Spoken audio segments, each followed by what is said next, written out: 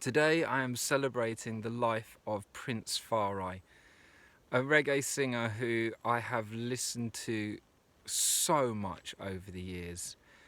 His voice has this incredibly deep, gravelly tone, and his lyrical content was always just passages from the Bible.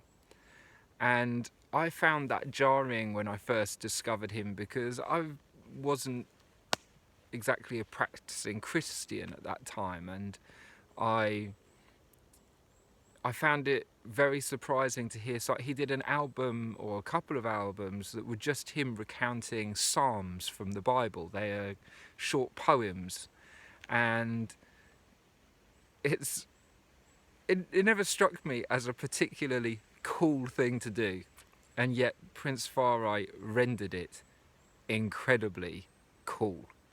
And that's the amazing thing about the Rastafarian religion, is that it takes something that I'd seen as boring and staid and superstitious and rubbish and just the result of many years of indoctrination, and they managed to take that same material, the Bible, and turn it into something that was full of life, that was full of metaphor and meaning, that was so powerful, so weighty, just like Prince Farai's voice. He delivered these psalms and these biblical texts with such a profound belief, but also optimism, beauty, love, integrity. Prince Farai was an absolutely magical character. He was originally known as Prince Cry Cry, a man who was really in touch with his tears. It wasn't to do with it was because he had these regular episodes of collapsing into tears, and yet if you see images here of him on stage, he is full of life with the broadest smile, having great fun. And this for me was so confounding, so unlike the image of Christianity that I'd seen going to church with my parents when I was a child.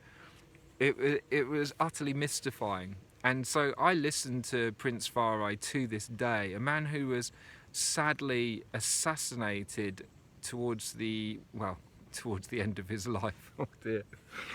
At the end of his life, he was assassinated in what people thought was the fallout from a robbery gone wrong, and it turned out it wasn't exactly that.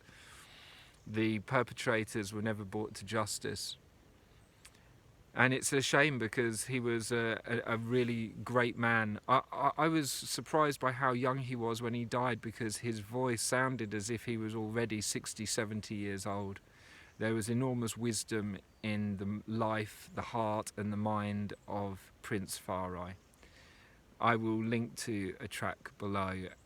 If you don't know him, please enjoy. And if you do know him, then I am sure that you will be very happy to share in a moment's silence to remember the life and the contribution of Prince Farai.